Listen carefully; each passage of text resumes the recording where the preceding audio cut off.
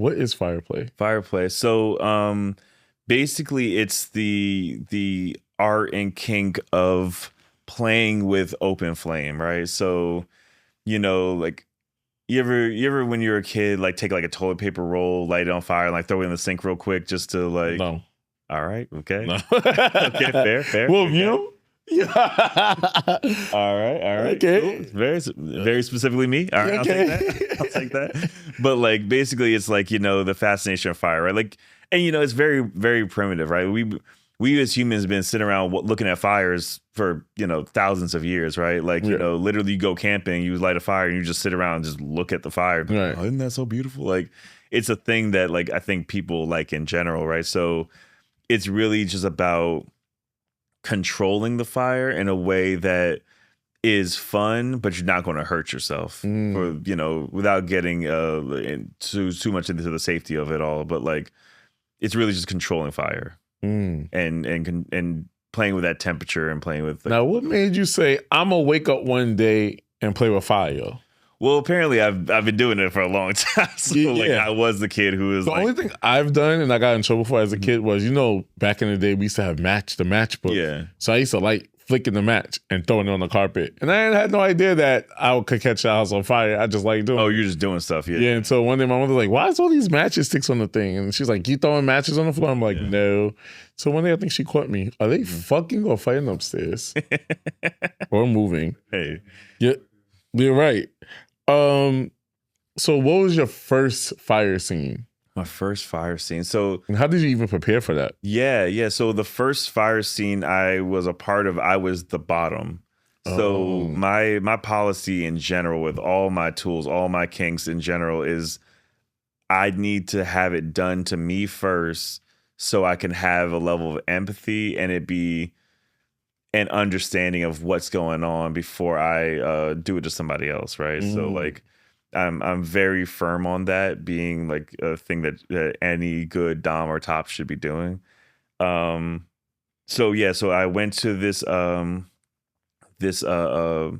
kink club in Baltimore Playhouse, and they have this thing where it's called Kink 101, and basically they just have people, professionals in the game who like have stations set up. So it's like there's a flogging station, there's a needle play station, there's a fire station, there's a wax station, like, and you can just go from spot to spot and just try some electro play, whatever, like rope.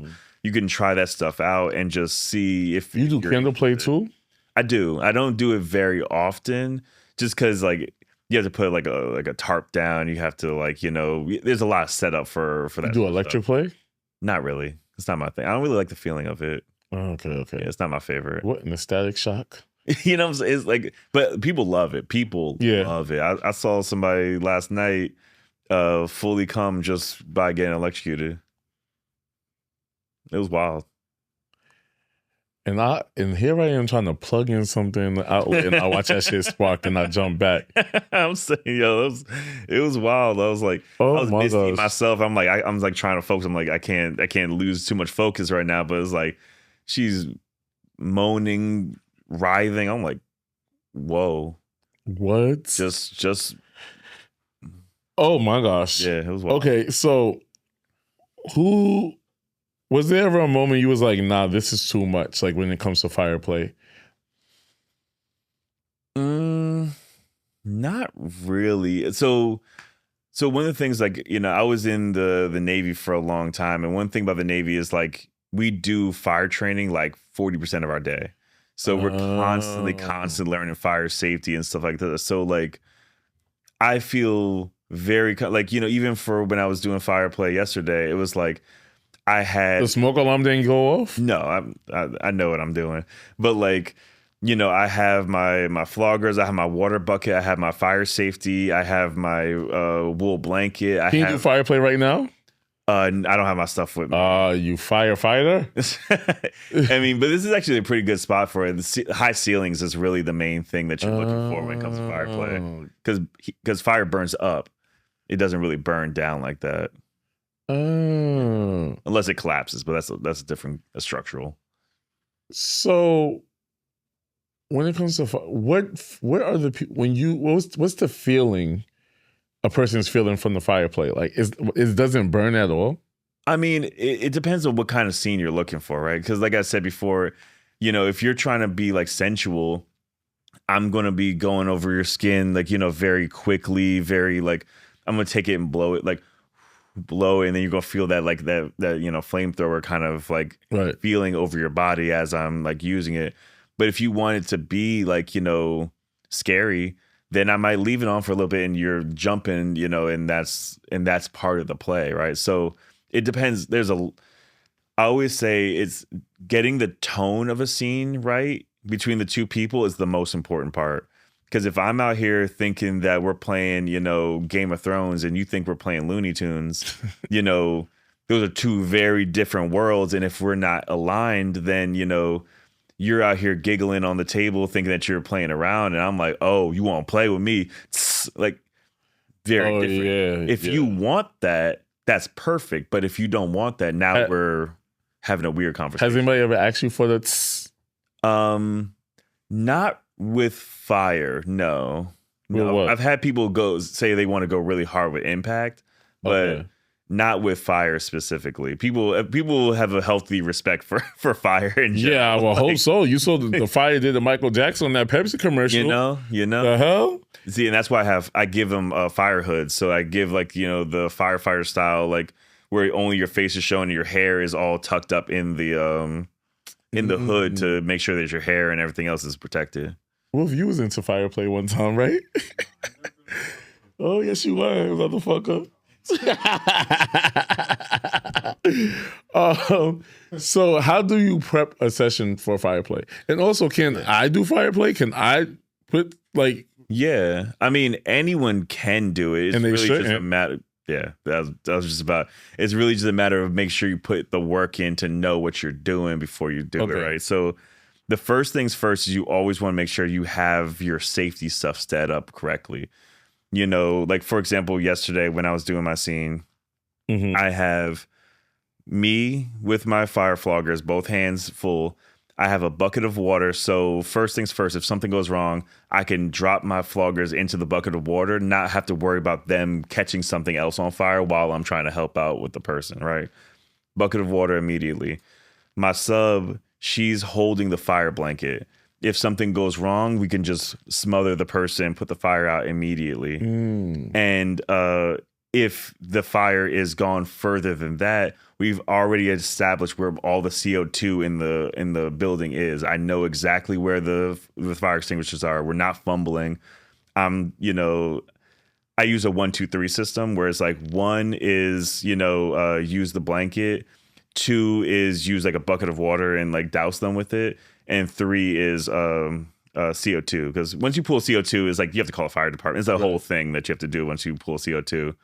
But CO2 is a fire extinguisher? Yeah. So every time you use a fire extinguisher, you're supposed to call the fire department? Yeah. My grandmother, she never called the fire. Yo, grandma, this is not funny, but it's funny. So I guess the stove caught on fire because she was not like paying attention, right? So she pulled the fire extinguisher and it sprayed out and it backed her out. It's like she flew across the room. She said, "Wow!" Her old ass. This is like so why are you supposed to like call the fire department every time you use the fire extinguisher? So anytime that you deploy CO2, that CO2 cartridge needs to now be recalibrated. So like, once it's like a soda. Once you crack the seal, now you're potentially like leaking that CO2.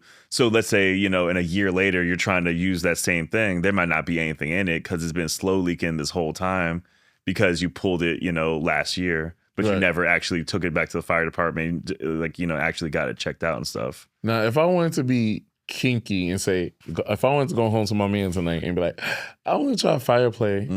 What's a first level step I could try fire play? Yeah, absolutely. So a great way is using fire wands. So that basically means that you have like a wooden, not necessarily wooden, but like a holder, a handle of some kind, and then a metal, wire essentially, and a Kevlar coated cotton wick right at the top. You dip that in alcohol, use 70%. alcohol, no higher than that when you're dealing with stagnant fire. The higher the percentage of the alcohol, the hotter it is. So you want to make sure you're keeping it relatively low when you're doing stuff like this. So you get a fire wand, you dump it in, you make sure you have a fire blanket, safety, all the stuff that I was just mentioning. And a good way to do it at first is use it on yourself so you know how hot it is, you know what you're feeling, so that when you're putting on the other person, you're not like, you're not being a baby. It's like, no, we're both know what this feels like. That's first. Another good one is like if you take it and blow on it and then let that heat come off and like, radiate over the person, just kind of like a flamethrower sort of thing of just letting the thing go through. Another easy one from the beginning is when you touch it yourself and then take it and put it on their body. So now your hands are warm, right? Your hands are hot and you're putting on the person's body. So you're not putting flame to their literal flesh, but you're doing it to yourself first, warming yourself up. You're taking as much as you can take, then you're putting it straight to your partner. So now you're transferring that heat versus directly putting it on. I thought you was going to say something like get a lighter and just go like this over their skin. Oh, no.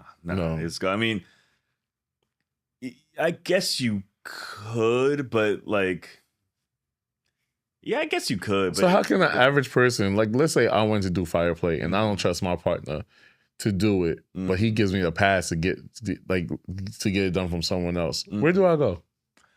I mean, any kink club will almost guarantee to have somebody willing to do fire. Oh, yeah.